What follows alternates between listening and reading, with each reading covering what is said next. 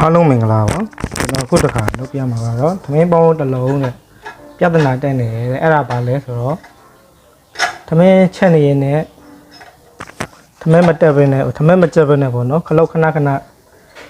မိန်ပြောင်းသွားတဲ့အချိန်တွေပေါ့နော်ခလုတ်တက်သွားတဲ့အချိန်တွေရှိတယ်တဲ့အဲ့ဒါဘာဖြစ်တာလဲဆိုတော့ဒီခလုတ်ပြဿနာတက်တာပါအလဲကချက် point ပေါ့နော်အဲ့ဒီချက် point လေးပြဿနာတက်တာဟာဖြစ်ပါတယ်အဲ့တော့ဒီခလုတ်သမင်းမကြက်ခင်ခလုတ်ခဏတက်ရတဲ့အချင်းပြဿနာကိုကျွန်တော်ကဖြည့်ချင်းလေးအလွယ်တကူဖြည့်ချင်းလေးကျွန်တော်လုပ်ပြမှာဖြစ်ပါတယ်အဲ့တော့ကျွန်တော်ဗီဒီယိုလေးကိုအဆုံးထိလိုက်ပါကြည့်ကြဖို့ဖိတ်ခေါ်ပါတယ်အဲ့တော့ကျွန်တော်တို့စလိုက်ရအောင်ဗျအဲ့တော့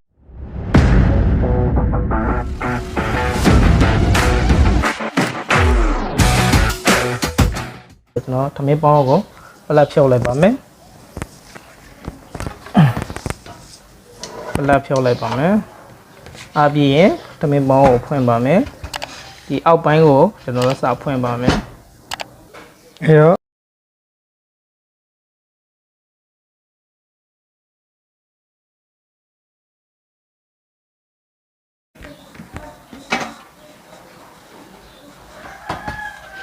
လာပါမယ်အတိကပြဿနာတက်တာကဒီချက် point လေးဖြစ်ပါတယ်အတိကခလုတ်တက်ပြဿနာဆိုတာကတမန်မကြက်ခင်ခလုတ်ခဏတက်တယ်ဆိုတာဒီကောင်နဲ့ဆိုင်ပါတယ်ဒီကောင်ကဘာဖြစ်တာလဲဆိုတော့ကျွန်တော်တို့ခုနောက်ပိုင်းဝင်လာတဲ့ပစ္စည်းတွေကဒီလိုခလုတ်ကအသက်လှည့်လိုက်တယ်ဒါပေမဲ့ပြန်တက်နေတယ်အဲ့တော့ဘာဖြစ်တာလဲဆိုတော့ခုနောက်ပိုင်းဝင်တဲ့ပြဿနာတွေက10လုံးဝင်လာလို့ချင်း6လုံးလောက်ကပြဿနာတက်ပါတယ်အဲ့တော့ဒီပြဿနာ quality ကောင်းတဲ့ပစ္စည်းကိုမရဘူးဆိုလို့ရှိရင်ဒီနေ့တိုင်းဖြည့်ရှင်းလို့ရပါတယ်အဲ့တော့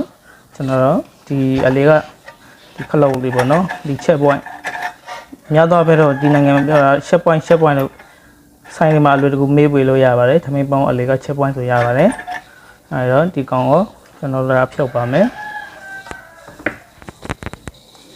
ဖြုတ်တဲ့အခါမှာဒီလိုလောင်းလို့ပလျာလေးနဲ့ဒီလိုမျိုးဒီကို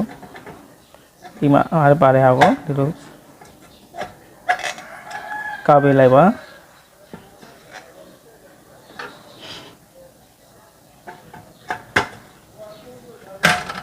ကြာသွားပြီနော်ကြာသွားပြီဆိုလို့ရှိရင်ဒီဟာကိုဒီလို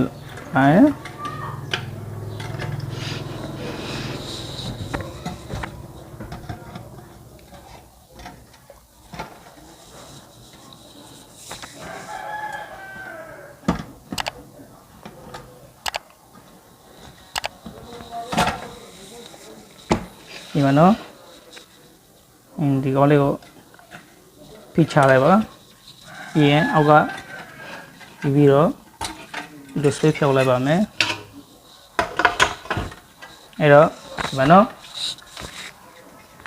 ရှစ်ပွင့်မရှိတော့ပါဘူးဒီမှာမောင်းတန်ရှိတယ်အဲ့တော့ဒီမှာဒီရှစ်ပွင့်ဖြစ်ပါတယ်ဒီမှာဟောင်းနေပါပြီအတန်ကြီးတွေတက်ပြီးတော့ဒီကောင်လည်းပြဿနာဖြစ်တာပါဒီကအဲ့တော့ဒီကောင်လေးပါဒီကောင်ပြဿနာတက်တာပေါ့နော်ဒီသမင်းပေါင်းကဘယ်လိုဖြစ်တာလဲဆိုတော့ဒီသမင်းကချက်လိုက်တယ်ခလောက်ကိုဖိလိုက်တယ်အဲ့မျိုးဖိလိုက်ပြီမဲ့သမင်းကမကြက်ပင်းနဲ့ခဏတက်တယ်ဆိုတာဒီကောင်လေးဖြစ်တာပါဒီချက်ပွိုင်းအလွယ်တကူဝေးလို့ရပါတယ်လျက်ပြဒါပေမဲ့အလွယ်တကူဝေးလို့ရတယ်ဆိုတော့ကျွန်တော်ဒီထိုင်းကလာတဲ့ပစ္စည်းတွေပဲဥစားပေးတော့ဝယ်စီချင်ပါတယ်ဒီလိုထိုင်းကပစ္စည်းတွေမရဘူးတရုတ်ကလာတဲ့ပစ္စည်းတွေကြောက်လို့ရှိရင်10ခုလောက်မှာ6ခုလောက်လုံးဝပြဿနာတက်တယ်အသေးလေးလိုက်တယ်ဒါမှအရင်တိုင်းပါပဲခလုတ်ခဏတမန်မကြနဲ့ခဏပြန်တက်တယ်ဆိုတာကဒီကောင်လေးဖြစ်ပါတယ်အဲတော့ကျွန်တော်ဒီကောင်လေးကို spring လေးကိုဖြုတ်လိုက်ပါမယ်ဖြည်းလေးဖြုတ်ပါဒါအရင်မဆွဲလိုက်နဲ့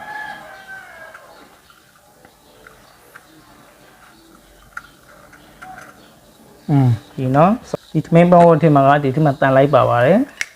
တန်လိုက်သမင်းတန်လိုက်တက်တာဆိုတော့ခလုတ်နှိုက်လိုက်ပြီဆိုလို့ရှိရင်ခလုတ်ကဒီလိုကတ်သွားတာဖြစ်ပါတယ်ဒီလိုကတ်သွားပြီဆိုတော့သမင်းပူလာပြီဆူလာပြီဆိုလို့ရှိရင်သူ့အချိန်နဲ့ကြာလာပြီဆိုလို့ရှိရင်ဒီစပရင်ကဆွဲကန်ပြီးတော့တန်လိုက်ကအထက်ကတန်လိုက်ပါတယ်တန်လိုက်ကဆွဲပြီးတော့တန်လိုက်ပြန်ခွာပေးလိုက်တာဖြစ်ပါတယ်အပူလုံပြီးရှင်အဲ့လိုမျိုးပေါ့အဲ့လိုမျိုးခွက်ကနေပြန်တက်သွားတာဖြစ်ပါတယ်ခလုတ်နှိုက်လိုက်ပြီဆိုရင်ဒီလိုကတ်သွားပါမယ် khâu mà tham yêu sù la bi tu trình đàn phía la bi số lượng tàn lại cả apu can áo này thì nó phiêu xa lại là phía bài ai đó thì spring á ai đó thì các cũng nhìn biết là đi spring phía bài đi spring ô lâu lâu là lấy số đó đi spring á ám xí rồi phía bài ai đó ám xí rồi chẳng ai xí ăn lâu mà số lượng spring này còn nên suy sang lại ba ám rồi ta chỉ là suy mà sang lại nó ta chỉ là suy sang lại rồi xí tu ôn tu sang mà sang về này và phía nên mà kalau mất tập vì nó spring đã cản nào rồi spring mất tập bảo ai đó spring liu phi list về ba phi list về sang lại gì nhận ta bị chơi luôn mà giao tới solution nào đó có nhận bị rồi suy lại bị xin nhận ta lại ba đi làm nhiêu tu nhà lấy nhận ta bị rồi xin ngay chơi rồi xin ai làm nhiêu tất cả nó khá lâu lại rồi xin rồi đi áp dụng nào phi chơi bị ra phi đó bạn này ai đó thì bây giờ là đi vào lobby lúc xin tôi lúc say say abi lúc phía đó mà này đi vào lúc xin kalau ở tiêu cái gì đó mà lâu tới lâu phía đó là để xí đấy ai đó spring lên còn nên suy sang lại thì tập biểu chơi gì mà vào lúc xin nó có phần lâu chỉ vào là nhiều là mình tiêu cái là cái gì cả còn là lâu xe lâu mà chào lâu còn là lâu nào lâu mà bây giờ là để chứ thì đi lên có phía xin biểu xin nó phải tham hiu đi kalau ở tiêu vậy mà rồi mà mấy đó là phía đó bảo đấy ai đó rồi xem biết đi lên lên phía bài ai trong đó cho nó mới rồi này phía xem biết lúc giờ là phía bài thì nó khi mà ta lấy bài pu lao bị solution thì mình su lao bị solution thì có nó phốt cha là phía bài đặc khá thì spring lên con này thì ai lấy vào phía đó ta lấy suy anh nên là gì thì khi mà ta lấy phía bài thì ta lấy cũng ta áp về lùi ra bài ai đó cho nó đặc khá thì chúng ta khán giả lọc về vào mấy thì nhiều rồi đó cho nó thì đi lên lọc gì ba tôi lấy xem về vào đấy nào thật kalau ở tiêu quê mà rồi mi là phía đó vào đấy đó thì đi lên được lọc gì ba cho nóပြန်တက်လိုက်ပါမယ်သူနေရာသူပြန်တက်ပါမယ်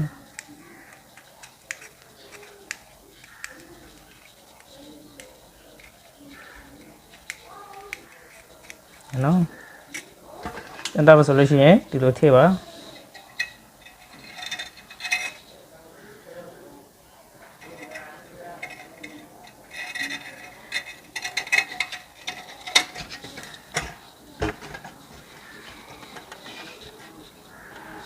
kalau ko ပြန်တက်တဲ့အခါမှာဒီလိုမျိုးသူ့နေရာနဲ့သူပြန်ချပါဒီလိုမျိုးเนาะဒီမှာတက်လာเนาะဒီမှာတွေ့လာဒီမှာเนาะသူ့နေရာသူပြန်ချပါဒီငုတ်တွေကဒီအောက်ကိုဝင်သွားလို့မရဘူးဒီအောက်ဝင်သွားဒီမောင်းတန်ထောက်နေလို့ရှိရင်သူကထမင်းခလုံးနှိပ်ချလို့မရဘူးဖြစ်နေအဲ့တော့သူ့နေရာသူဒီလိုမျိုးချိန်ပြီးတော့ချပါเนาะနည်းနည်းတော့စိုက်ရှည်ရမယ်ဗျ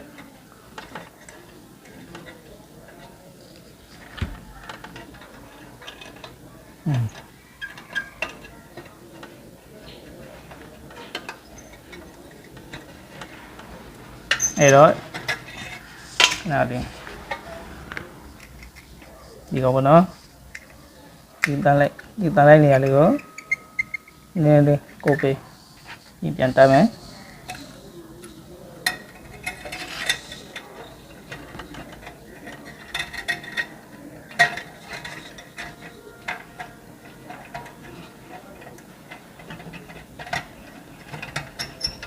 တက်ပါပြီနော်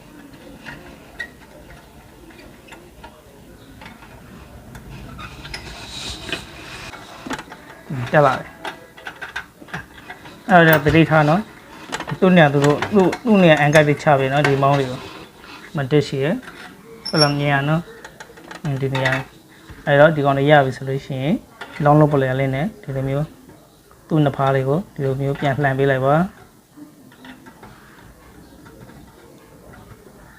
ပလဲလေးနဲ့ဒီမျိုးလှန်ပေးပါသူ့နှစ်ဖားကိုဟုတ်လားဒီမျိုးခါပေးလိုက်ပြီးရင်ဒီနှစ်ဖားလေးကိုလေဒီလိုရှာလှန်ပေးလိုက်ပါဒီကားပေးလိုက်အလေးကဒါဆိုမှကြားတော့ဒီအလေးကဟာကြားလို့ရှိရင်နော်ဒီလိုမျိုးလှန်ပေးလိုက်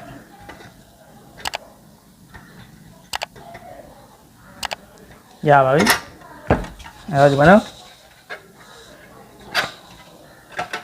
ဒီမောင်းတိုင်ရှိတယ်ဒီကုတ်တွေကဒီမောင်းတိုင်အောင်ဝင်သွားရမရပါဘူးဝင်သွားလို့ရှိရင်မဲမတက်ဘဲနဲ့ခလုတ်နှိပ်မချမကြဘဲနဲ့ဖြစ်သွားပါလိမ့်မယ်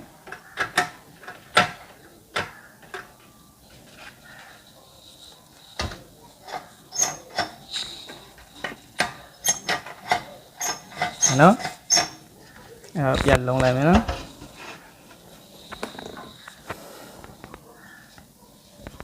အဲ့တော့ဒီတိုင်းပဲချက်ကြည့်ပါတော်တော်လေးအဆင်ပြေပါတယ်ရတော့ပါပြီတော်တော်လေးအဆင်ပြေတဲ့နေပဲဖြစ်ပါတယ်အဲဒါကြောင့်ဒီထိုင်းကပစ္စည်းတွေ original ပစ္စည်းတွေကများတော့ပဲကောင်းပါတယ်အဲ့တော့ဒီ original ပစ္စည်းကိုမပြတ်ပင်းနဲ့တော့ဒီတိုင်းလှုပ်လိုက်ရရင်ဒီတိုင်းပဲလှုပ်လိုက်ပါနောက်ခလုတ်အစ်စ်ဝင်มาထက်စားရင်ဒီနည်းနဲ့တော်တော်လေးအဆင်ပြေပါတယ် original ပစ္စည်းတွေဖြစ်တဲ့အတွက်ကြောင့်တန်လိုက်ရလေးအားကောင်းပြီးတော့ဒီခလုတ်ကလည်းတော်တော်တက်ပြက်ခဲ့ပါတယ်အဲ့တော့ဒီနေ့တိုင်းပဲလုပ်ကြည့်ပါနောက်ထပ်ခလုတ်အစ်စ်ဝေရမှာတော့မေးတော့တော့ဟိုအဆင်ပြေပါတယ်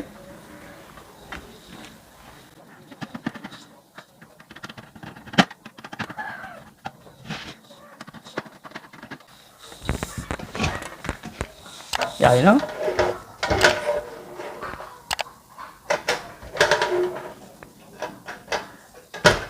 ညာနော်ခလုတ်နှိုက်လိုက်ပြီဆိုလို့ရှိရင်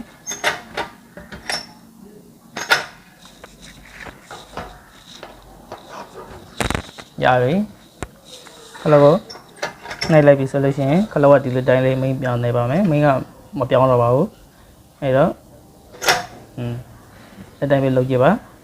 တော်ပစ္စည်းပြင်မရတော့ဘူးဆိုလို့ရှိရင်အသေးဝင်မယ်ဆိုလို့ရှိရင်ထိုင်းကပစ္စည်းထိုင်းကလာတဲ့ပစ္စည်းတွေပဲနည်းနည်း quality ကောင်းတဲ့ပစ္စည်းတွေပဲယူပြီးတော့တက်ပြီးရှင်းပါတယ်တယောက်ကလာတဲ့ပစ္စည်းတွေလာကြလို့ရှိရင်ပြောတဲ့အတိုင်းပါပဲအဆင်မပြေပါဘူး10လုံးလောက်မှာ9လုံးလောက်ကလုံးဝပြဿနာတက်တယ်အဲဒါပဲလို့ဒီနေ့တိုင်းပဲဖြည့်ရှင်းပြီးတော့ကောင်းလောက်လိုက်ပါအားလုံးအဆင်ပြေကြပါစေဗျကျွန်တော်ဗီဒီယိုလေးကိုလည်း like and subscribe လေးနဲ့ကူညီပေးကြဖို့ကျေးဇူးတင်ပါတယ်